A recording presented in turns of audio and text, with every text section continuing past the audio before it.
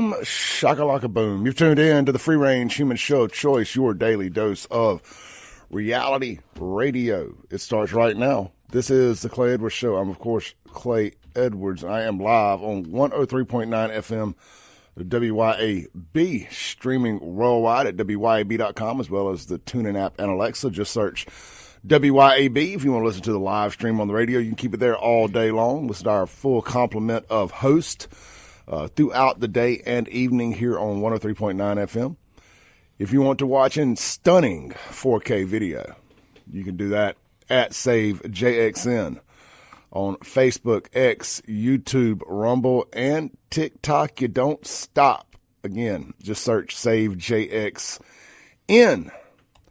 You want to text into the show this morning? The Guns and Gear text line is 769-241-1944. 769-241-1944. The Mazda of Jackson phone line is 601-879-0002. Don't forget, my FAFO shirts are on sale now on the website. $20 a shirt. Go to buyfafo.com. Got hats and stuff available too. They ain't on sale, just shirts. So grab a shirt today. I just gave my partner in crime sitting across from me here one this morning for getting up and coming and doing first hour-ish of the show. He may not be here for quite that long. Maybe he will, maybe he won't. We'll see how it goes. I imagine you guys probably have a few questions for this gentleman. This is Justin Thompson. Justin is a fellow I grew up with, and he's been on the show before.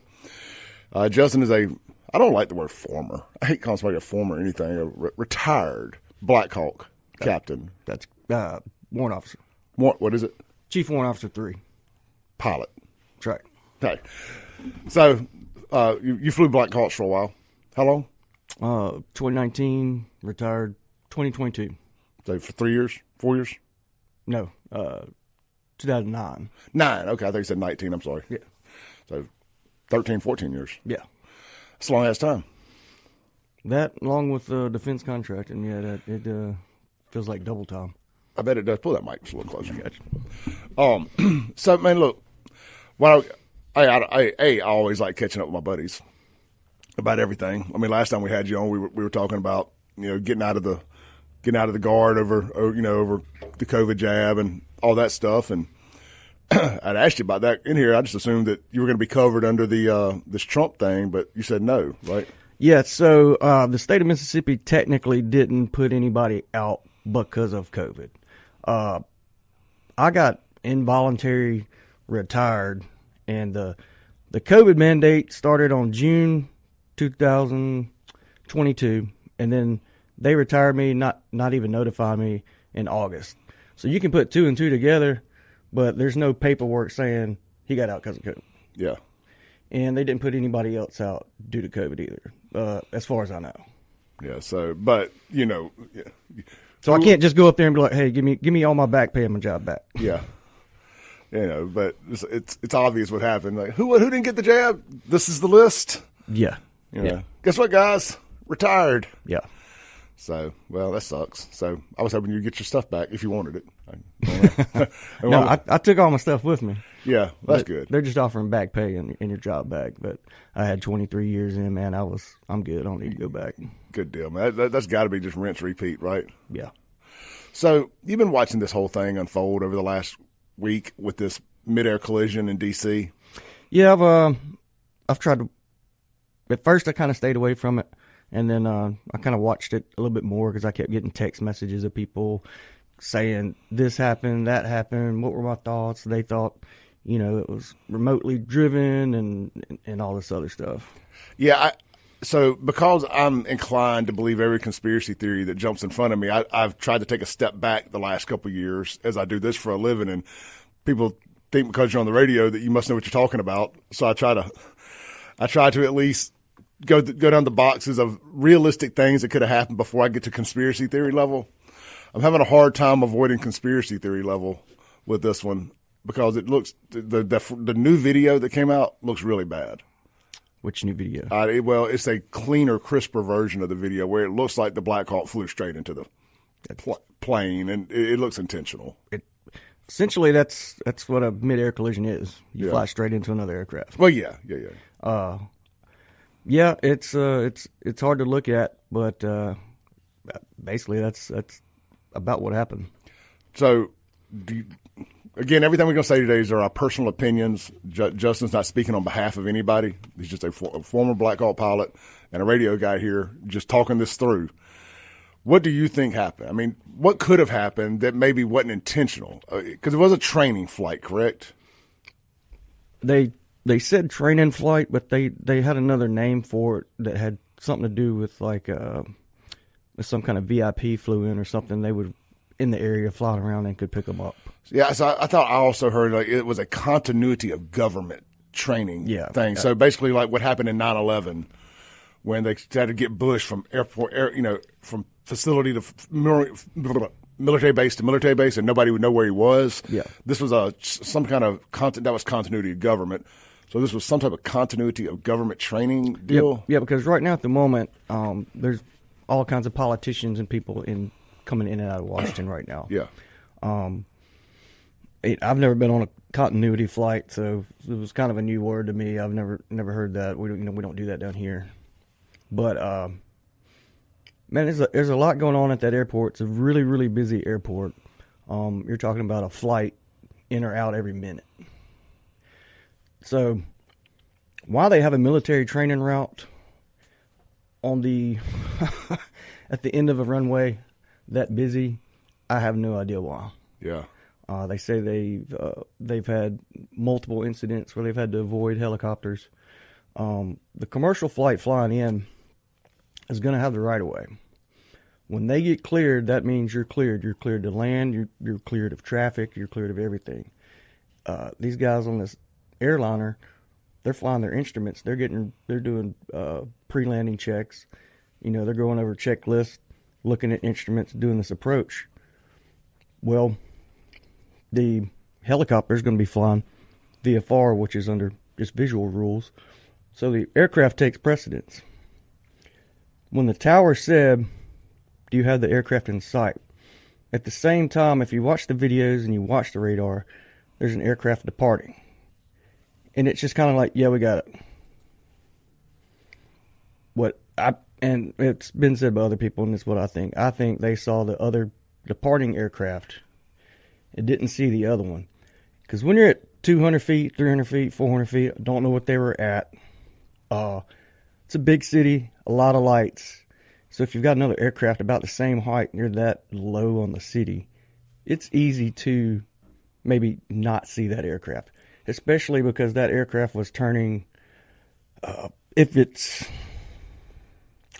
I'm in the Blackhawk, the aircraft is turning kind of left and down, which kind of showed the belly. Yeah, and I'm watching the video here while you're talking, trying to paint this picture. Okay. So, because initially I thought the Blackhawk could have been going up or down, but it appears to fly just straight into. Yeah.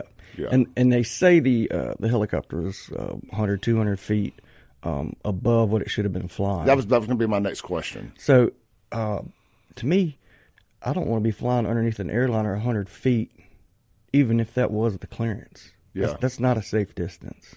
Yeah. It should have been more than that. And I believe that ATC should have seen these two courses, flight paths, coming towards each other at the same altitude. And that's air traffic control. Yeah, ATC's air traffic control. They should have seen these two flight paths coming towards each other at the same altitude. Or not the same altitude, close to the same altitude. Of course, when they finally met, they were at the same altitude. But. So, I've heard a couple people like yourself on national radio try to kind of, I won't say explain this away, but try to get it off the pilots a little bit here. And say, look, this ain't like what you see in a movie. When you talk about these Black Hawk cockpits and stuff, they don't have these are military Black Hawks. They don't have these massive, full LED computer screen, video game type cockpits. That some of them are getting more sophisticated, but not all of them. Yeah. And not all of them. And everybody thinks we've got all these radars that are just going to go off if there's a plane there. We don't have that. Yeah. Or not that I've seen. But man, I just think they were going on that flight path down the Potomac, and just didn't see that aircraft and just ran into it, man. It happens. So I've heard that they were wearing night vision. We know that, but it may not have been engaged. It could have been up, down, a couple different things there. And I'm assuming like wearing night vision is a lot like wearing a full shield motorcycle helmet. As far as like, does it create blind spots or create like just a kind of like tunnel vision where you can't necessarily see to your left and right? I mean, could that have something to do with this? Well, when you're on night vision flying a Blackhawk, it's kind of like looking down a rifle scope on each eye, because it's a thing that flips down and it covers your eyes. And around that is you got your regular vision kind of around the lens. Yeah. So you can look out of the bottom of your eye and still see your gauges with regular vision. Yeah. But then when you look out of the cockpit, you're looking out of your night vision goggles. I got you. And it adds you got to get used to it, because they say it's 1-to-1, but when you flip them up and then pull them down, it's not the same distance. Yeah. So that could play a part. I don't know if they were or not. I'd heard they were. I'd heard they weren't. But, you know. Well, I'd heard the new Defense Secretary Pete Hegseth that came out said that they were wearing them. Okay. But wasn't sure if they were engaged or not. The being nighttime, it would feel like it would make sense to have them on. But it is a rather well-lit area, too. And I'm getting in a well-lit area. Would you wear them? Yeah, you can still wear them. Yeah. It just basically turns everything just green. Green, yeah. I mean, so like a black and white version, you know. Yeah, so that is kind of like what you see in the movies. Yeah, for the most part. So, like, do you feel, and we need to take a break, but me being completely just a naked eye civilian, never flown I've always had nightmares of dying in helicopter crashes. I have no intention of ever getting in one unless it's literally to say it's life or death to get in one. I've had multiple dreams about dying in helicopter crashes, so I have like no ambition to get into a helicopter. My gut is this falls back on air traffic control. Mm-hmm. Like, what is your gut reaction? I think it's probably 85% Blackhawk fault, and really? I think about 15% ATC. Yeah. I think they were understaffed at the moment. Yeah. And talking about ATC. ATC, yes, the tower. And you know, they called out, hey, you know, your distance departure helicopter, do you see this flight? They kind of hesitated. Yeah, we got it. And then he went back on to talking to other aircraft. And within that short time frame is when it happened. Yeah. They didn't notice that they're at the same altitude. Their flight paths were about to cross. It was just like one call. It was like, do you see them? Yeah, we got them. That was it. And I think ATC should have been more specific. Like, hey, do you have the aircraft at, I don't know what o'clock it would have been for them. Not the aircraft at 3 o'clock taking off. Do you have the aircraft at 12 o'clock in front of you? So ATC was just like, do you have the aircraft in sight? We were at a busy airport. There's all kinds of aircraft. Yeah. They should have been more specific. Yeah, and there was another flight, too, that was, I don't know, there was a lot going on. I guess I'm just, and also we have the benefit of seeing this from a different angle too, of the airplane coming straight towards this camera with all the headlights and all the lights and everything. Could it be a situation where the side of this plane is not nearly as well lit as the front, and they're not seeing what we're like? For us, it looks so obvious from this angle that we keep seeing in this footage, but from a side view, it could be completely dark to an extent, right? Right. And for the most part, the camera views from the airport, you see the bright lights from the aircraft because it's turning towards the airport to land. Yeah. And which means it put its belly towards the Blackhawk. Yeah. And it's descending. Yeah. So at the same time, like I said, those lights could blend in with the city and really easy on NVG. Yeah, I mean, I did see that I did hear that the landing gear lights were on, so they would have been able to see those. But your point there is really good, that those could have blended in with the city in a major metropolitan area there, and get lost, especially if the belly is up. is pointing towards them. All right, look, we got Justin Thompson here. Justin flew Blackhawks for 13, 14 years in the military. If you got any questions about this that you want me to ask Justin, if you're watching on the live stream, hit us up there. If you are on the Guns and Gear text, or if you want to text in on the Guns and Gear text line, that's 769-241-1944, 769-241-1944. If you want to call in, ask any questions, the Mazda Jackson phone line, 601-879-0002. This is the Clay Edwards Show. We'll be right back on 103.9 FM, WYAB, and online. Don't go anywhere. Hit that share button. Let folks know where we're at. Coming up in hour 2, State Rep Fred Shanks is going to be on the phone with me on the Mazda Jackson phone line talking about that bill that got them all stirred up online, that big immigration bill he's got. We'll talk about that and more. We'll be right back.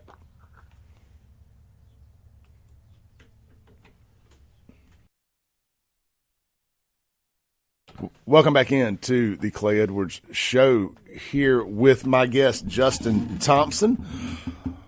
This segment brought to you by Men's Health of Mississippi. Guys, you just heard the ad right there. Are you suffering from low testosterone? You know, there's been a lot of low T behavior in America lately, and I'm here to help prevent low T behavior by getting you guys some free testosterone what is it called? Just screening is the word I was looking for. A free testosterone screening. It's still early for me. And what you're going to do is you're going to text my name, Clay, to 601-327-8550, 601-327-8550. And they're going to set you up an appointment out there at Men's Health of Mississippi. Maybe asking, Clay, how would I know I was suffering from low testosterone? Well, I'm glad you asked. Hey, first off, you woke up this morning and there was no morning wood to chop down. That's a sure sign that the low T is affecting you. Other potential symptoms are fatigue, decreased muscle tone, lack of energy, low libido, that's your sex drive, brain fog, or sleep disturbances, and just other low T behavior, like constantly texting her and her not texting you back, stuff like that. That's low T behavior. So check them out. Let them get you checked out today and get you back on the road to high testosterone, and no more low T felonies will be committed by you. That's Men's Health of Mississippi. All right. You're going to tell you all about our big Super Bowl party this Sunday, too, coming up out there at Cypress Point, Cameron's Garage, as well as what's going on down at Martin's with their Super Bowl party and more. There's going to be a lot of Super Bowl talk this week. A lot of our partners are hosting events. So we got Justin here, Justin Thompson, former Blackhawk, were you with the Guard, Air Guard? Yeah, Army Guard. Army Guard? Yeah. Justin, former Army Guard, and was a Blackhawk pilot for about 13, 14 years there. So I thought it'd be a good person to have on here to, I'm not trying to bust up anybody's conspiracy theories or anything, but I'm just trying to make, when we have these kind of things, I was like, to lay it out and try to look at it from a rational standpoint. Like, what could have really happened? Because us normal, everyday citizens, I don't think we understand like big picture stuff like this if we haven't never flown a Black Hawk or flown an airplane or anything. So one of the things Justin and I were just talking about during the break here, and somebody got on me in the comments here, says that, man, they committed an act of terrorism. Y'all are making excuses for the military, and I don't think that's what we're doing here. And you think about this for a second, like all the planning and all the different people that would have had to have been involved for that Black Hawk to know that plane was going to be in that exact spot at that exact time to T-bone it. Like, you got a better chance of missing it than you do hitting it. Yeah. Big sky, little plane. Yeah, I like that. Big sky, little plane. I mean, you made the point. You said you could have two of them flying right at each other, and they got a better chance of missing each other than hitting each other usually. Almost, yes. Yeah. Yeah, almost. So I brought up the analogy, or I don't know why. I ended up watching a documentary the other day about 9/11 on I watched part of it, about 9/11 on Netflix. So I saw the planes flying into the building. And I said, man, we don't talk about it, but those guys, that's actually it's damn near commendable that they were able to fly those planes into those buildings going that fast, that powerful of a plane to be able to square it up and hit the buildings at the angle and stuff they did. Now, I'm not saying they did a good thing here. I don't want anybody to take that out of context. I'm just saying the skill it took to be able to line up and hit them damn buildings at going 700 miles an hour or however fast those planes were going, that's a hard hit. Lots of experts have commented on that. And if you watch that video, you can see the wings flexing on those aircraft. And they've said that they had to have those aircraft maxed out just as fast as they would go. Yeah. And you can tell watching the video, they're hauled. Oh, they're going. They're going. Yeah. Yeah. Yes, I mean, it's just, again, commendable is a terrible choice of words, but impressive. Maybe that's the better way to put it. And then to do it twice. Yeah. I mean, to square up on them. I mean, they didn't, like a wing didn't tip the building. No. They flew the fuselage square into the dang building like that. Now, they never had to learn how to land them. I remember hearing that story. Like, they were taking these flight lessons, and like, no, I don't need to learn how to land. Yeah. That should have been your red flag. Let's go ahead. They took a page out of Japan. Yeah, the kamikaze pilots. Yeah, no doubt. Let's take a call here on the Mazda Jackson phone line. Hey, you're on the air. Hey, good morning, Clay. Hey, brother. You got a question for Justin? I do. Hey, Justin. I studied aviation at Hinds Aviation under Randy Piercy at the time. Are you familiar with him? No, sir. Yeah, that's why I learned to fly. I just wanted to establish my pedigree before I continue. Because I know people make conspiracy theories and guess at stuff and don't know anything about the science of flight. But the one thing I didn't understand was that Blackhawk kept saying that he had a visual on the plane, right? You mean to tell me his collision avoidance equipment never went off? Normally, under a lot of Blackhawks don't have any collision avoidance equipment on them. Okay. And a lot of times, if they do, they communicate only with military aircraft, and then a lot of times, at an altitude under 1,000 feet, they're turned off. Okay. If they have them, I've never been on a Blackhawk that's had that. That didn't or did?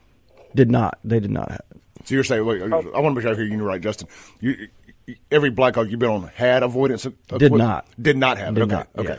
Yeah. Okay, but I know most of your commercial planes do, and some of your smaller Cessnas do. I mean, we even had it on some of the ones at Hinds after they tried to change up the ATC rules at that time, where they tried to privatize all of it. But because I've had a situation where I almost ran into the same thing with the tower, landed up there in Greenwood, where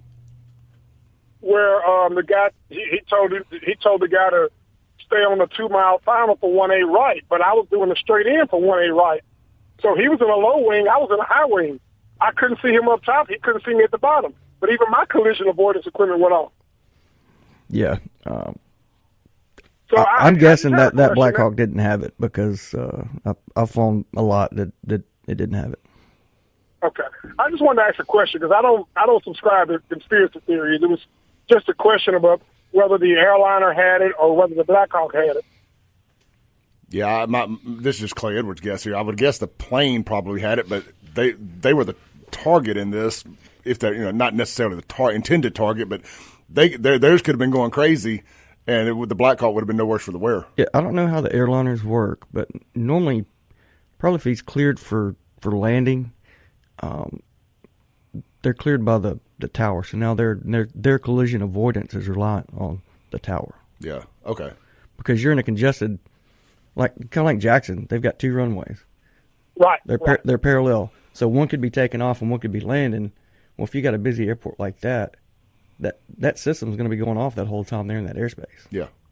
I mean, that makes sense. Because I know when we were at Hinds, before we went to the Northwest practice area, we should be familiar with that, to know that I'm not making it up. When we went to the Northwest practice area, we had to request flight following. Yes. So, but maintaining separation is still our responsibility. So I just wanted to ask you a question. That was all, and you answered it. Yeah, Thank you so much. Thank you, Clay. Thank you, Derek. Go ahead, Justin. You were going to say something? I was just going to ask him about the altitude avoidance. Was the separation of the airspace enough for that area? I was going to ask him that. Gotcha. Let's take another call here. Hey, you're on the air. Hi, good morning. I'm just calling from a ATC aspect. My son is currently an ATC in the United States Air Force, stationed in North Carolina, And he told me he agreed. He essentially said the same thing that your guest said.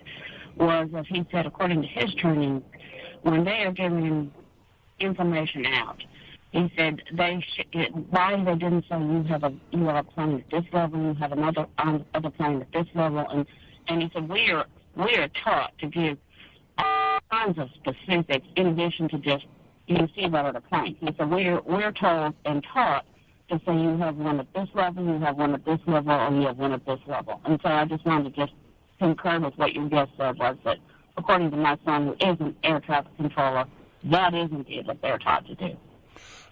Thank you so much for that. We're having a little connection issue here on my end, but I did hear you. Thank you. Yeah, so she said her son was an air traffic controller, and that's exactly what he concurred with what you were saying there. Let's take a break real quick. We've ran over these last two segments. Got to catch up on our commercial breaks. Y'all don't go anywhere. I've got all your texts. I've got all your comments. If you want to call in and get any questions in for Justin, any comments, the Mazda Jackson phone line, 601-879-0002. The Guns and Gear text line, 769-241-1944. We will be right back. Welcome back in to the Clay Edwards Show. Here live on 103.9 FM WYAB. Hey guys, Martin's downtown having a big old pig roast this Sunday for the Super Bowl. Make all your plans, if that's your jam, to get down there and enjoy the big old pig roast at Martin's downtown. In the meantime, swing by and enjoy a great lunch at either location, Livingston or downtown Jackson. You know, downtown Jackson been open since 1953, and they got the all-new location out there at the town of Livingston. Swing by, grab a plate lunch today. We'll hit our Blue Plate specials of the day up here in a little bit, and I'll tell you exactly what they got on the menu for the Blue Plate special of the day, as well as all of our other great sponsors that have Blue Plate specials. But just mark your calendars.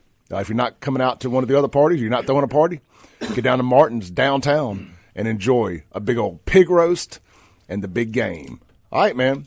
Here in the studio with me, my good friend, Mr. Justin Thompson, former Blackhawk pilot for about 13 years there in the Mississippi Army Guard.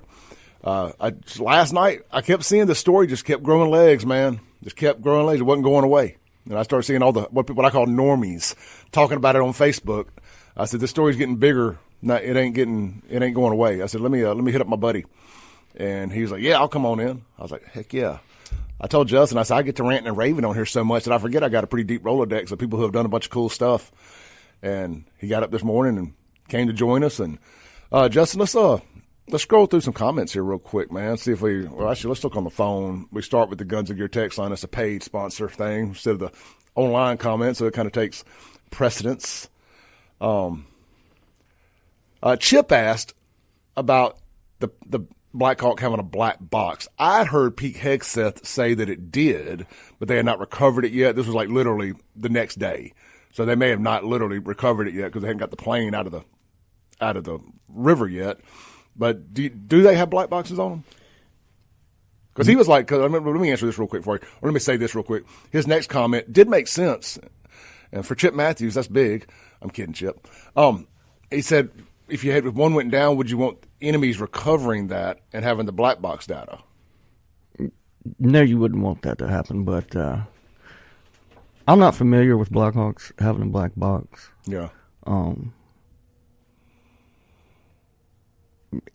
If that one had one, that water's 8 feet deep. Yeah. They could have found it. Sure. The comment I heard was, we recovered 2 black boxes from the airplane. Yeah. There's not one on that Blackhawk. So would an airplane have a backup black box? I guess so. I think Is that normal for a commercial flight? For a smaller commercial flight like that only holds like 60, 70 people? From what I understand. Okay. And I'm just speaking. I have no knowledge on this topic. That's why I'm just deferring. Let's see here. Here's a question, unknown texture on the Guns and Gear text line. Is there an autopilot system on a Blackhawk? No. Okay. I'll say they keep coming out with new Blackhawk versions every couple years, and we went from analog gauges to some have half digital, half analog, and so there may be some out there with autopilot. Sure. But for the most part, the pilots fly that aircraft. Yeah, which I think that's what you would want. Yeah. Yeah. So I had gotten a text message asking about it being remote controlled. This is my next question. Okay. Do they have like what's called drone capabilities? So, and would you have a crew on there if it did? What would be the point in having a crew on there if you could remote fly it? yeah. So, Sikorsky had one autonomous Blackhawk that they built. Every video that I've seen of it, there's a bunch of videos. Every one I've seen is the same tail numbers, the same aircraft. Basically, that was something that was built like a one-off, just showing the capability, hey, this could be possible. Yeah. But they're not mass producing or have these controls in these aircraft. So I guess, let me ask this. Unless one has those capabilities, it can't be remotely hijacked and flown unless it had the capabilities to be autonomous, correct? Right. And if that were the case, all our drones overseas would be hijacked and flying around. Yeah. The enemy would be hijacking them. But like I said, this was a one-off aircraft that they just like, hey, look what we can do. Yeah. But I mean, if they have UAS, unmanned aerial systems, helicopters. They have no windows, no nothing. Mm-hmm. They have those. Yeah, it's like and I go back to this drone theory. Why would you put a crew in it? Now, I could see that, not having a crew, but I could see using a drone helicopter or unmanned helicopter, in war, in situations like that, in combat, whatever. But I don't think you would want that over a major metropolitan city. No. Too much can go wrong. And for the most flights that they flew that autonomous, quote unquote, autonomous Blackhawk, they did have a pilot in it just in case something went wrong. Yeah, interesting. And I think they did a couple flights because this is a test thing. Yeah, yeah. And I think they did a couple flights just to demonstrate the capability, and that was it. How about the balls of that guy? Yeah. I mean, it takes a sack to trust that and to trust that you're going to be able to take back the controls and it's going to work. Yeah, not fight against you. Yeah. Like you're trying to put it in left input and he wants to put a right input. Yeah. But that's all I've seen. It's always the same aircraft and they're not flying around. That's kind of like the Comanche helicopter back in the day. The new attack helicopter they made back in the 90s. I think they made 3 of them, and they never went into service or nothing. Interesting. And that's kind of where the technology came from, the stealth Blackhawk that they used at the Osama bin Laden raid. That's where some of that technology came from. All right, so me and you had talked about the collision avoidance system, and I think somebody just confirmed here. I'm not sure who the texter is, so unknown texter on the Guns of Gear text line. The collision avoidance system on commercial airplanes goes into silent mode when you get below 1,000 feet, and it's called the TCAS. TCAS, yep. Yeah, it says there is still a visual indicator that turns into a red square on the instrument panel, indicating that there is an aircraft in the flight path of commercial planes. But it is only a visual indicator. The noise and the voice indicator goes silent when the aircraft is low enough to do an approach. Yeah. You brought up the point about it kind of going off below 1,000 feet because it would be picking up everything, buildings, everything, as a something in the flight path. That's why you confer to ACC. Yeah. Interesting stuff there. Man, I appreciate all the great texts this morning, guys. Frisco asked this on the Guns and Gear text that if they had night vision goggles on the lights of the plane would have been blinding, wouldn't they? If they had night vision goggles, the lights on the plane would have been blinding. Would that be true? Not necessarily. No. Yeah. And I know I've flown past a tower that they switched out a halogen with an LED. You can barely see it. Really? Yeah. So like the LED picks up less, it's less bright, even though it's brighter with them off, but on it's dimmer. Yep. Interesting. Learning something new here today. But no, and like I said, also you're flying at 200-300 feet, 400 feet, and you're looking across a well-populated city with buildings and towers and city lights. Yeah, it's almost hard for us to fathom here in Jackson, if you've never flown into a major metropolitan city at nighttime, just how confusing this could be and all the different bells and whistles and lights and everything, right? Yeah, and to go along with what he said, it could also have been washed out from the city. Not that they would be blinding, but the lights are just kind of washed out anyway because of all the lights in the city. Yeah. So that they would have been washed out and would have seen it. Interesting. So All right, let's take a quick break, come back, because I want to have 3 or 4 minutes to land the plane, no pun intended, with Justin here, because I got a few comments I want to throw in there. Guys, I appreciate all the questions, the comments, the phone calls today. Coming up in hour 2, we got State Rep Fred Shanks talking about this immigration bill that's got some of the local sheriffs upset. We'll be right back on the Clay Edwards Show with Justin Thompson.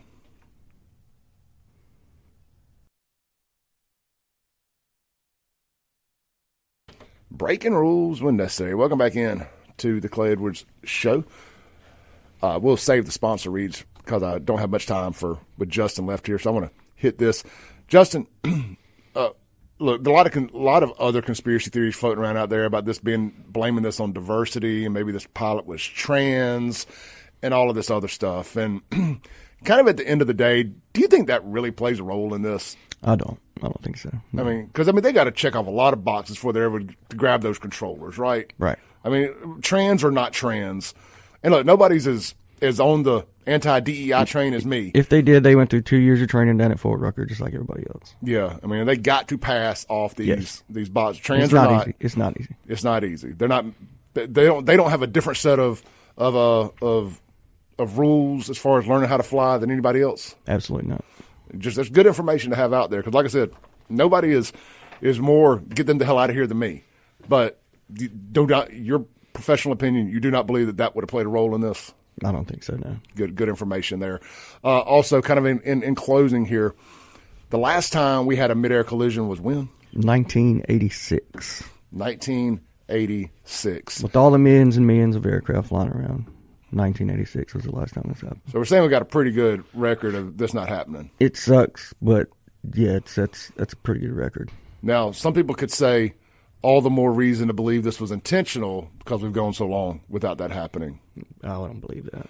And your opinion is it's a tragic accident. It's a tragic accident. Yeah, with more than one issue to blame. It could have a little bit of flight, a little bit of pilot error, a little bit of ATC error. Yeah, and there's more to come that'll come out in the end. Yeah, it might be something that nobody's even thought of. Yeah, because I believe the one thing we have with this Trump administration and with Pete Hegseth as over the Department of the Military or whatever is we're going to get transparency and honesty on this. I think we will know what happened. I think this is going to be a simple, easy case closed. Yeah, I really do. Yeah, I agree. And look, I mean, there's some stuff out there that it makes me lift my ears up a little bit. Like that the female pilot, they've erased her from social media. They've erased her family from social media.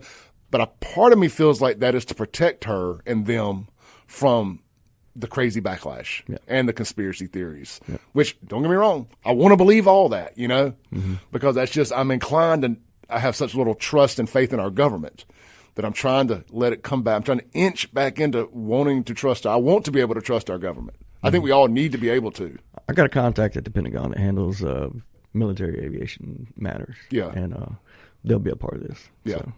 Well, look, man, Justin, I appreciate you getting up this morning, coming in. Everybody that was listening this morning, stay tuned.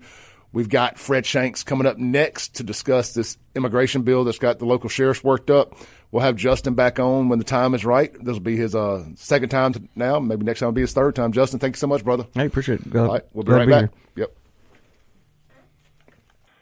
Boom goes the dynamite. It's hour 2, the most incendiary show on the radio. This, my friends, is the Clay Edwards Show. I'm, of course, Clay Edwards. I want to thank Justin Thompson for taking the time to come in the studio in that first hour to discuss all things to do with that terrible midair collision that happened last week between the commercial jet and the Blackhawk helicopter up there in Washington, D.C. Hopefully we answered as many of your questions as possible. And who knows, as more stuff comes out, maybe we'll have Justin back in here to break that down a little bit more as more details come out.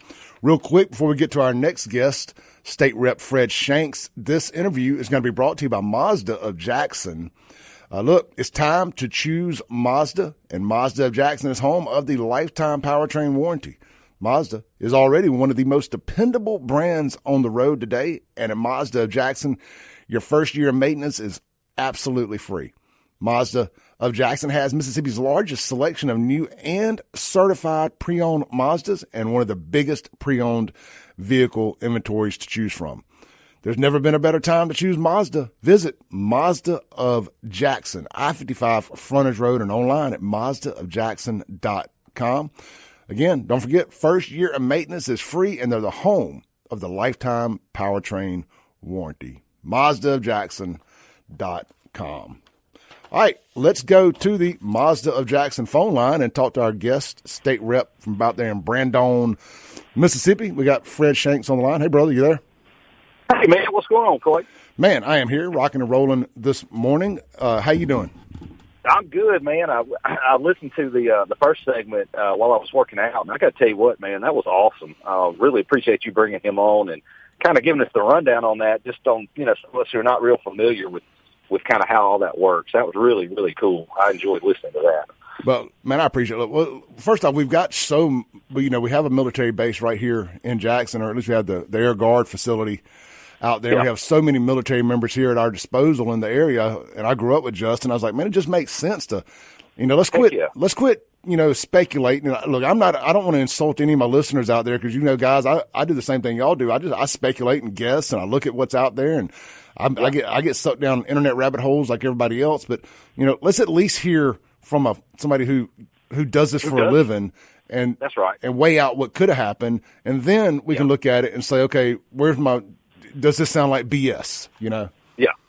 Well, and kind of, I love a good conspiracy theory, and it seems like, since Trump's come in, a lot of the conspiracy theories we've all heard and talked about are all true. So, I'm really glad he kind of laid some real facts on that and kind of really let us know what it's like from the pilot seat. Yeah, you got a much smaller tunnel of vision there, or line of vision, whatever I'm trying to say. It's way more difficult than people think it is. It's not like driving a car. Not like driving a car. All right, Fred, you kicked a hornet's nest this weekend, I think unintentionally. Yeah. And it's House Bill 1440. Tell people about this, and then we'll kind of get into the response here. Okay. All right, so the idea is that illegal immigrants use wire transfers to send money back home to their home country. So what this bill does is it imposes a fee on the wire transfers and of like $7.50, and ultimately that money you would take that and you would set up an illegal immigration enforcement unit within DPS, and they would coordinate with ICE, and they would also coordinate with local law enforcement officials, and obviously, they would be detained at, county facilities. Well, this would also give funds to county, sheriff's departments to fund that. And, nationally, all we hear about, and like you and I actually talked last night about it, it's a big deal in California, where they shut down a whole interstate system, the illegal immigrant crisis that we have. Everybody knows we have one. And, in fact, I think they were, what was it, about a week ago, ICE was, just rolling through Mississippi. And so the idea was to come up and try to help President Trump, with that issue. Yeah, well, look, you've got a lot of these sanctuary cities out here. It wasn't too long ago that Chockway came out a couple of years back and said when it was all trendy to say you were a sanctuary city, and he volunteered Jackson to be one. Now, that story went away as quick as it popped up once somebody got in his ear and tuned him up a little bit and tuned up the city council. I don't, Kingfish would probably be better to ask that question, but Jackson was in fact a sanctuary city for a second. And I think the adults stepped in the rooms and no, as a matter of fact, it's not going to be a sanctuary city because we will. I think our state leaders probably arrested him with jail, threatened him with jail time if he tried to make Jackson a sanctuary city. Yeah, and this bill is to not single anyone out, and that was part of kind of what got brought up this weekend, which is asinine to say that, but it's to get everybody on the same page. And, all local law enforcement on the same page. And, that's all it does. It's double referred, which to your listeners, if you don't know, a bill would be sent to a committee, and this one has a financial component with it raising funds. So it's sent to two committees that it has to pass out of. So it's got a long way to go. And, sure. It's certainly open to, tweaks and being talked about or anything like that. And I don't, my phone number is all over social media. I don't shy away from taking phone calls from anybody who wants to know anything. And, I would appreciate if somebody had a problem with it, just call me. I'm easy to work with. Sure. And, but like I said, it's designed for the problems that we have. So I guess the thing this guy, and I'm going to read Sheriff Jones, Tyree Jones from Hinds County. I'm going to read his tweet that he put out Saturday morning. Yeah. So we have some context here for both sides. And look, I want to make clear, I'm not attacking Sheriff Tyree. I respect Tyree. No, I like and Fred's same way. Yeah. And we just want to play this out, explain both sides of this, and kind of why this kind of got a hornet's nest kicked up a little bit here. Because on the surface, it sounds completely fine. Like, why would there be any kickback to this? Why wouldn't we want to, stricter laws and more ways to go after illegal immigrants and make some money on the money they're illegally sending back? So, like, on the surface, that sounds perfectly fine to me. But let's explain Sheriff Tyree's side here. He says, I strongly oppose to HB 1440, authored by Rep. Fred Shanks. This bill seeks to create division between the Office of Sheriffs in Mississippi and the Mississippi Department of Public Safety on the topic of enforcing and housing illegal immigrants in county detention facilities. It also grants the governor the power to remove a sheriff from office for noncompliance. The bill does not align with the principles of collaboration and cooperation that are essential for effective law enforcement and public safety. As sheriffs, we strive to work with all elected officials to enforce state laws and ensure the safety and well-being of our communities. Rep. Shanks, who is also a local mayoral candidate, should seek to work hand in hand with other local officials if elected, rather than promoting policies that create unnecessary division and undermine the efforts of law enforcement. This piece of absurdity should die quickly on the floor. Fred, so let's circle back to this part up here about the housing of illegal immigrants in county detention facilities, and him saying that the governor could remove a sheriff. And when you and I were talking last night, my initial reaction to the harshest scenario of a sheriff being removed would be if you were intentionally not in compliance versus inability to be in compliance because of over population, whatever the word I'm looking for here, over occupancy in the jail. Yeah. I mean, you nailed that, Clay. And to add to that, I mean, this bill, any bill is, a work in progress. And, again, I go back to, if somebody has an issue with it, reach out to me, call me, the Sheriff's Association. I haven't talked to them. Call me. I don't mind working with anybody. And if you have a particular issue with it, let's talk it out. But and obviously that one sentence has some people kind of stirred up, and I get it, but it has to have teeth in it to work correctly also. But, am I married to that part? No, I'm not. And I certainly didn't put that in there, for one person, either. I'm not targeting anyone on that. Like I said, I mean, let's talk it out. Sure, because I can think of some other areas around here that have other counties that have a much worse illegal immigration problem than Hinds. Scott comes to mind. Yeah, this is not picking on anybody or anything like that. It's just trying to work a problem out. Yeah, I mean, look, and I was telling somebody else last night, a mutual friend of ours, that your constituents who you represent are going to support this. Like we are fed up with illegal immigration and people coming in this country and breaking laws and them not being enforced and them being allowed to stay. That's why we gave Donald Trump a mandate. Yeah. We want this. We want this problem solved. Yeah, and to your point there, after the dust kind of settled a little bit this weekend, people started posting about it. I mean, I got a lot of people texting me and supported the bill and supported the idea. But again, that's exactly what it is. At this point, it's an idea, and it's got a long way to go, and it's got a especially when a bill's double referred. I mean, it's got a long way to go, and a lot of people get involved to help make it work. And then you got to have a little bit of luck too if it's to even get passed. I mean, sure. Look, a lot of bills die, but I think a lot of it is, this isn't some ridiculous bill that you're doing for attention, like say the conception begins at erection bill. Yeah, this isn't to grab headlines. Yeah, that stuff's easy to do. You know, when you do something like that and get attention, that's easy. You just come up with anything. I mean, you can at least start a bill with any idea you want, how ridiculous it is or not, which is exactly what that one is you just referred to. So, but no, I mean, you know, to be conscientious about it, you come up with an idea and you work it, and you work on it with, you know, different stakeholders, which is who I've been working on it with. It's this, you know, some conservative groups, you know, that have, you know, really want to make a difference with this illegal immigration. Who is the conservative group that's kind of behind this one? It's AFA.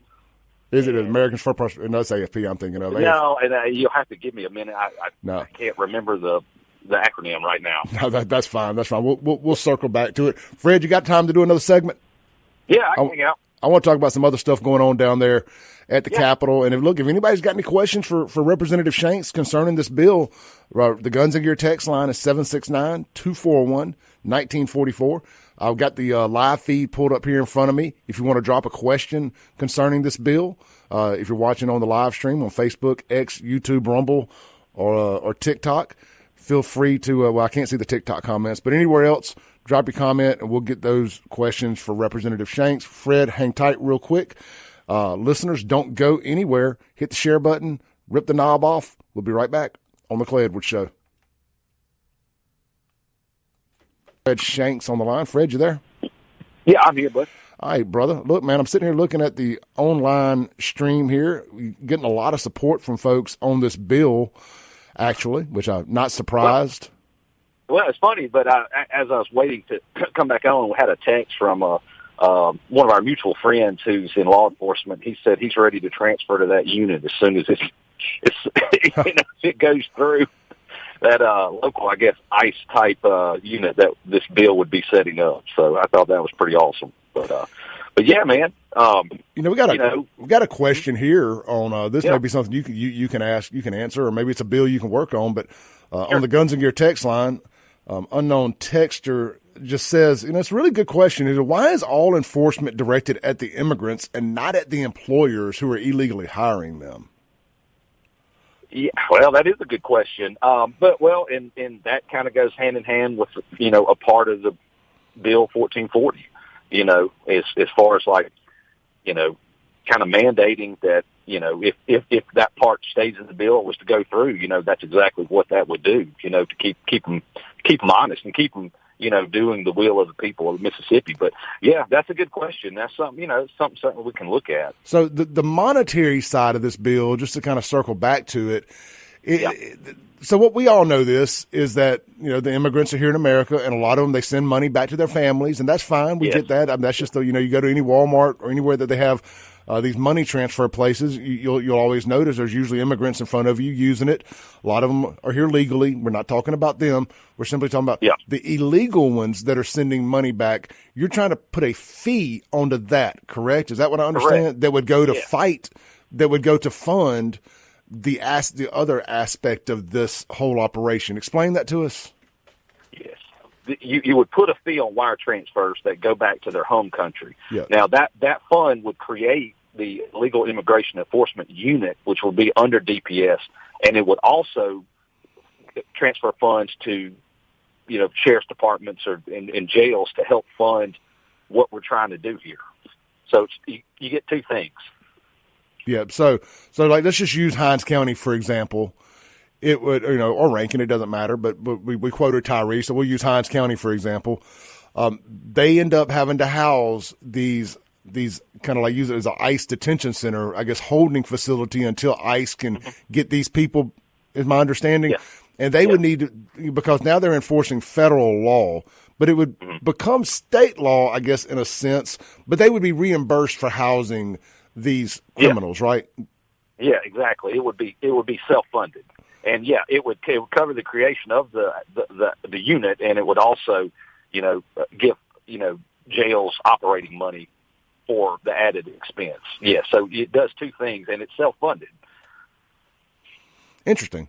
So, but I mean, I get it, and I'm guessing the thorn in Tyree's side with this is the governor being able to remove a sheriff if it wasn't. Not to beat a dead horse here, but just in case people just tuning in, is the governor having the ability to remove a sheriff if he's not able to comply with these things. And again, I just go back to kind of the simple side of it. Of course, it would be up for debate how you enforce this, or you would know this, but there's a difference in inability to comply and refusing to comply. Yeah, correct. Or enforce. And it's really stated any local official. Yeah, not just sheriff.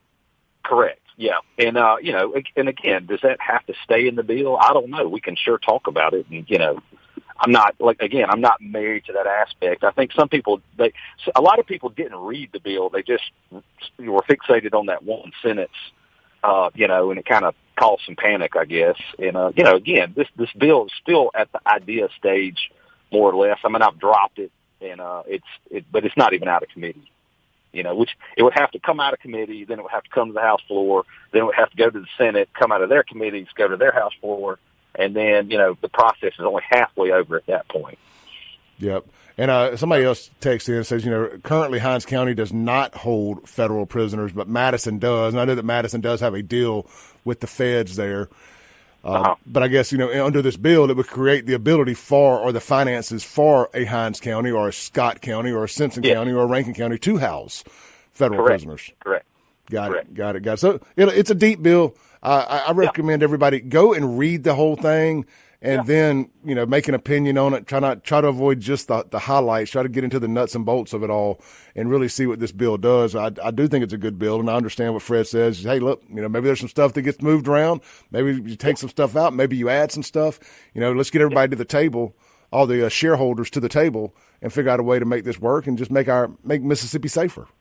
Yeah, absolutely. I couldn't have said it any better. I mean, and plus, this is certainly, as we saw this weekend, it creates a conversation about the issue that we have, as well as nationally. I mean, it's a big, humongous talking point right now within the nation. So, no doubt, it certainly does that. Well, look, Fred, what else do we got cooking down there at the Capitol? What else is what's your hot buttons? What else is going on? Hot button for me, I guess the biggest bill that I have is, and you and I have talked about it, is a castration bill. It's kind of a sensitive subject, but if a child, and that's defined as someone 13, in my bill, that's 13 years or younger, is sexually assaulted, then it gives the option to the judge to castrate the offender. Chemically castrate. And, And I'm a father of a 13-year-old daughter. And, so that hit home with me. And Louisiana has this. They passed it. We kind of, one of our mutual friends kind of brought it up to me. I was like, man, I like that idea. And, because you got to, in things like this, with the ability that I have being at the Capitol, you don't want to waste your shot, and I just think it sounds harsh, and it is harsh, but the crime they would be committing is way worse on that victim than what they would be facing. And I told someone too, if God forbid if that was to ever happen to my daughter, the least of the offender's problem is going to be the bill. They're going to be dealing with me. And it also it's an option for the judge. It's not correct. It's not a mandatory minimum here. It's an option. That's right. For severe offenders. Yeah. I agree. And and you hear about it constantly, and I don't know why, but it seems like the last couple of years that issue has just, with like pedophiles, has just in the news and the media so much. Just getting, we're just getting worn out with it, and so we're gonna try to pass something that really does something about that. So I Googled exactly what is chemical castration, because in my mind it's one thing, in reality it's another. So I'm going to tell people real quick exactly what anybody can just go to Google and be like, what is chemical castration? It gives you the quick little AI overview here, and it says chemical castration is a medical procedure that involves administering medications to suppress the production of sex hormones, primarily testosterone. And Fred, what I realized is they're lowering your this is the same thing that they're doing to people for gender, not reassignment surgery, but gender reassignment therapy. And so it really hit home, or not hit home, but really landed the plane directly on a path I've been talking about on this show forever with these crazy doctors and whatnot, giving young boys and stuff, underage kids, these therapies to try to convert them and do all this other stuff, and they're chemically castrating kids. And not to drag you into this, but that would be the same thing they're going to do to these sex offenders. I just want y'all to think about that out loud for a second here. Something that people are going in willingly, these doctors are willingly doing to underage kids to satisfy their crazy parents' needs is the same thing we're talking about potentially doing to sex offenders here in Mississippi, and that's bring their testosterone levels down. And y'all know me, I ain't about no low T behavior at all. And and I just want to finish reading this real quick, but that just jumps out at me. But it says treatment for sex offenders. Chemical castration is sometimes used as a treatment for sex offenders, particularly those who have committed violent crimes. This aims to reduce their sex drive and prevent future offenses. And of course, it's also used for medical procedures, as previously mentioned. And this is something I 100% co-sign on as a punishment for sex offenders. When that bill came out, it got a lot of press, and then I had a bunch of people reaching out to me. And last week I had a little message on my desk at the Capitol, and it was a lady from North Mississippi, and she had left me a message too. And I thought, I was like, well, this is obviously I'm gonna call her back, and I was kind of thinking she was going to be one way with it. And she said, look, I'm 87 years old, and I have a granddaughter who's about, who would fit in this, being under 13 years of age. And she said, Fred, you've got a bill, and I stand with you, and I support you, and I want this to pass. And I mean, it was just real heartwarming, and this was kind of a fight that this lady has had without her lifetime on, people who commit these atrocious crimes to minors. And, she was giving me some feedback, and she did tell me this interesting fact, that the youngest person who had ever gotten pregnant was a girl in Peru who was 5 years old. Oh, my. And had to do a C-section. Yeah, and I mean, it struck a chord with her because this has kind of been her fight her whole life on, protecting these children. And, she felt compelled to call me and tell me that. And it just made me see, hey, what you're doing is right. What we're trying to do here is the right thing to do. So it's got a lot of support. So we'll kind of see, we'll see what happens. Well, yeah, I want to see who's against it. That's what I want to see. Yeah, I would love to see this hit the House floor and see who votes yes and who votes no. Yeah, because the people who vote no on this, they need to be on a list. Yeah, and I've had a few. We're there to make hard decisions, and I don't vote. You have a present button. You can vote yes, no, or present, and or just not vote at all. And me and kind of the colleagues that I hang out with, we vote. We don't ever hit that present button. But I'm assuming with this, if this was to come up on the House floor, it would be a couple present buttons on people just kind of taking the easy way out. But I don't do that. Yeah, Fred, are you okay with taking a call? I don't know who it is, but they called in, so I'm hoping it's on topic. Yeah. I got the dump button ready. Hey, guest. Got it, Clay? Hey, yeah, I got you. Who is this? Yeah. Why don't we put a prison term in there for life without possibility of parole along with this castration deal? For the sex offenders? Yeah, for the sex offender. Yeah. Yeah. And and on another note, something I'll let you, if you could work on, Representative, in the last 15 minutes of listening to you guys, I've got no less than 4 calls offered me an EBT card. Wow. And the question is, how many can I have? Well, let me put a little thinking on that. I appreciate. I'm harassed every day, probably by a dozen calls, and I block a bunch of them. But somehow they still get my phone number and call me up saying we can give you some money. Yeah, it's a little aggravating.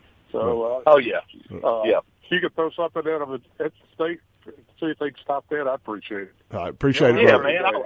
I'll sure look at it.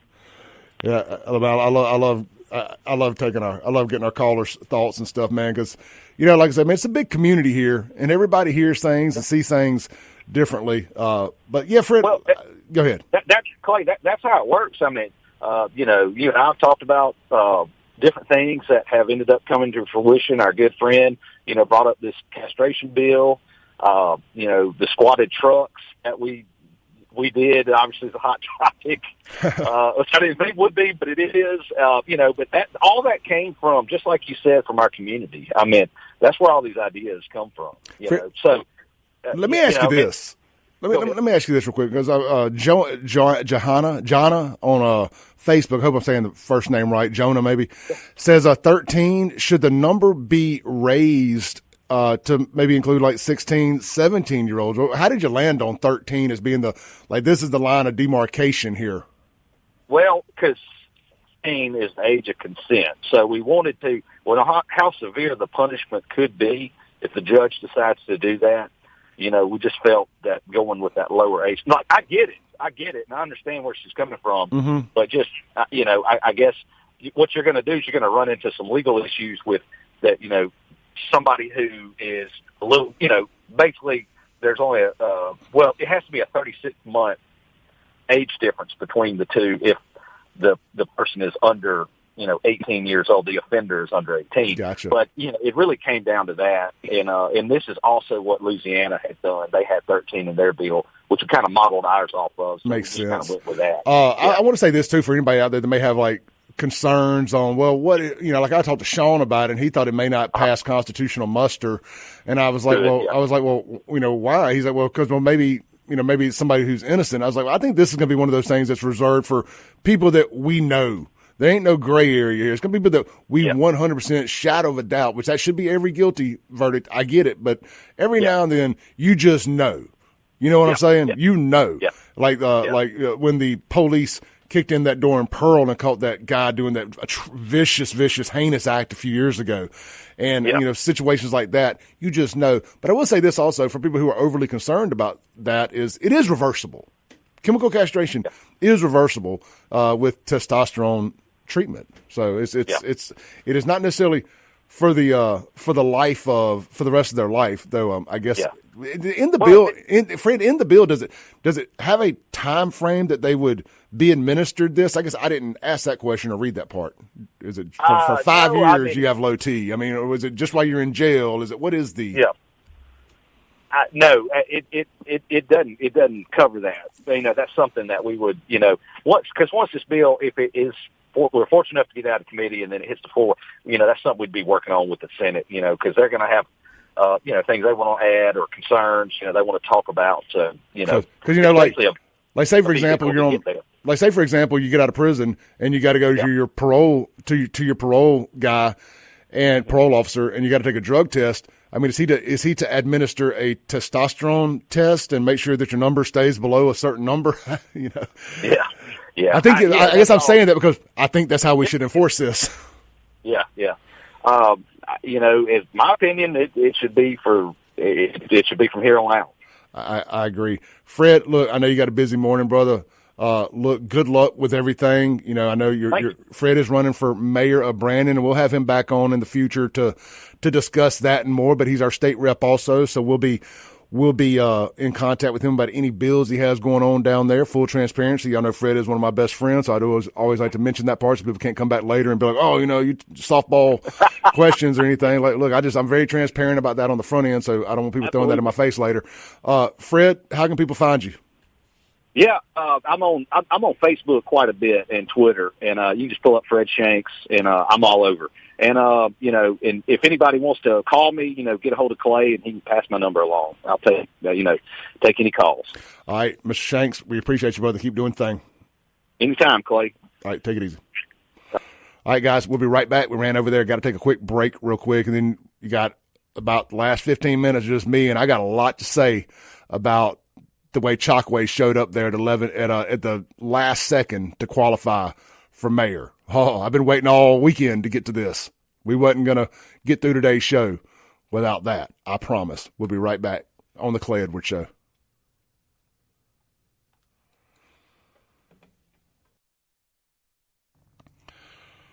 Welcome back in to the Clay Edwards Show here live on WYAB, streaming worldwide and living 4K. The camera actually looks really good this morning. I'm sitting here looking at the image, very crisp. It may actually be in 4K today. In 4K video on the Save JXN, Facebook, X, Rumble, and YouTube. Also, TikTok. Very excited about streaming to the 88,000 followers we have there on TikTok. That's pretty dang cool for a little old guy from Jackson, Mississippi. Real quick, guys, don't forget, this Sunday, Sean and I are going to be back out at Cypress Point at Cameron's Garage for our Super Bowl party, for their Super Bowl party. This is not like just a Clay Edwards and Sean Yurkaron thing, but we're going to be out there broadcasting live, having a good old time for the Chiefs and Eagles. The road to the Super Bowl stops this Sunday. Will the Chiefs get the three-peat? Will the Eagles get their second Super Bowl, I think, here in the last 5 years or so? A lot of interesting matchups there. Really excited about it. Come out, enjoy us. We'll be broadcasting live for a while around noon to 2-ish. You got Acoustic Crossroads going to be playing live up to kickoff. Got all kind of food specials. You got Southern Beverage hooking us up with a bunch of great door prizes. You're going to have buckets of beer on special, tons of great food that we're going to tell you more about throughout the week. They got a special menu just for the Super Bowl with all kind of great party-type food on it. And look, man, I had their quesadillas a couple times here lately, and you can't go wrong with the quesadillas. But look, I want to plant that bug in your ear. This Sunday, come hang out with us out there in Rankin County off Holly Bush Road at the former McLean's Lodge. It's now called Cypress Point, and we've got a huge sports bar in there called Cameron's Garage. It's going to be a grand old time. Looking forward to seeing everybody. Kickoff's around 5:30, so get on out there early and hang out with us. All right, man, let's jump into it for the last couple minutes of the show here. Chokwe Antar Lumumba is one of 22 people running for mayor of Jackson in what is turning into an absolute dumpster fire. You had several other people qualify over the weekend. Of course, we've known our good friend Kim Wade, Radio Strongman, he's officially launched his campaign. He is officially qualified, and he threw a big launch party for that Saturday. We'll talk about that a lot over the next few weeks and months, and of course, Kim will as well on his show. What I'm going to focus on right now is Chokwe Antar Lumumba showing up at 4:59 p.m., 1 minute, literally 1 minute before the deadline, dressed like you know what he reminded me of? There's a meme floating around of a bunch of little baby boys dressed like hip-hop stars and drug dealers, and it says, why do single moms dress their kids exactly like the men who left them? And that's exactly how Chokwe appeared to be dressed, like a single mom dressed him up like the father that left him. Now, I know Chokwe, father did not leave him. I know he had a good relationship with his father. But that is just the first thing that came to mind, is she dressed her little Kang up and sent him on out the door with skinny jeans on, ripped up jeans, a $1,300 jacket. Somebody tracked it down and found it online. A $1,300, and that's weird, man. That's a mayor that just got sued recently over a $6,000 credit card or line of credit bill, but he can afford a $1,300 jacket. Or was that possibly a campaign contribution gift? I don't know. I'm just saying. Wearing a toboggan when it's 70 degrees outside, looking like a complete jackass as he's gone to sign himself up for re-election. And we do not believe he, in fact, did not turn in. I'm not stating this as fact. I'm suggesting he did not turn in his campaign finance reports. I think he'll have like 10 days to do that after qualifying. So we'll see. We'll see if he turns those in. I do not believe he will. I think he's challenging the city clerk to do something about it. And what he doesn't realize is he's also challenged some state officials that may be doing something about it. So we'll see if he turns those in or not. But yeah, there's an old saying: dress for the job you want, not the job you have. Well, Chokwe clearly does not want to be the mayor of Jackson, Mississippi. He wants to be a baller, shot caller, 20-inch blades on the Impala, looking like a dope boy or a HBCU frat bro. I ain't quite sure. The skinny jeans and no socks, big red flag for me. Big red flag. Looks like a girl from Atlanta. Let's take our last break. Come back, land the plane for the day. This is the Clay Edwards Show on WYAB.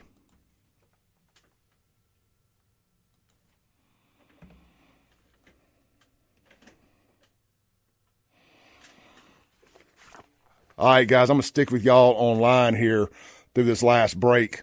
Chokwe looked like a complete jackass, in my humble opinion, when he went and qualified Friday. Now you got 22 people, 22 that signed up to run for mayor of Jackson.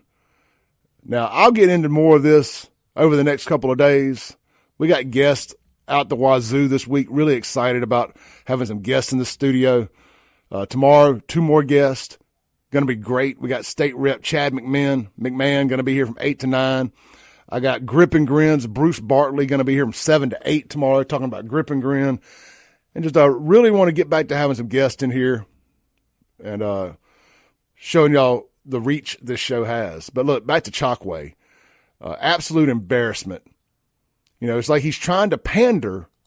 He's trying to pander to a particular demographic of Jackson.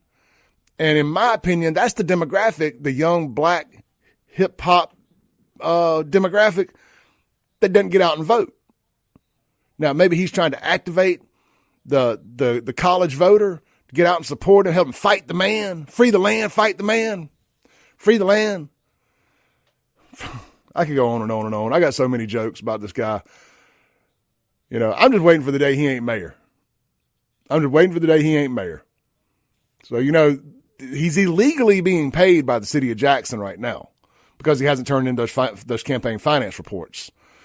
So, going to be interesting to see if the city continues to pay him his salary illegally.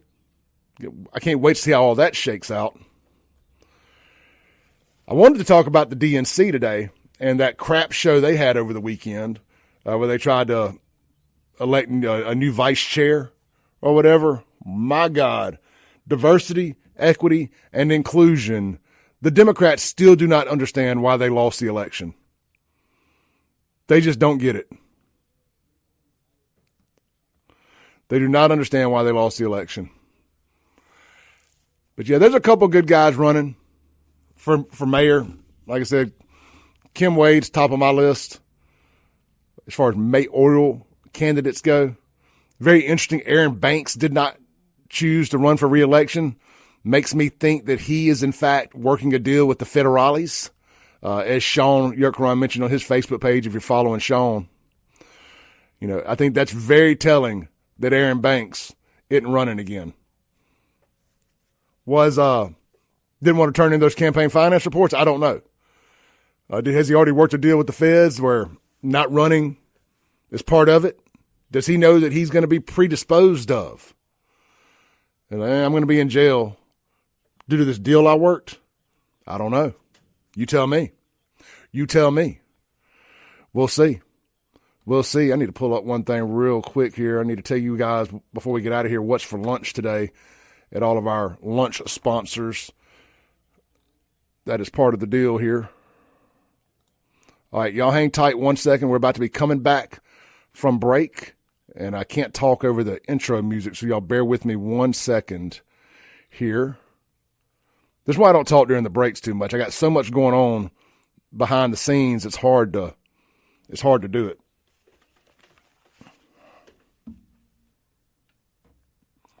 Welcome back in to the Clay Edwards Show as we land the plane for the day. Let me tell you about all of our great Blue Plate lunch specials going around town today with all of our great Clay Edwards Show and WYAB sponsors.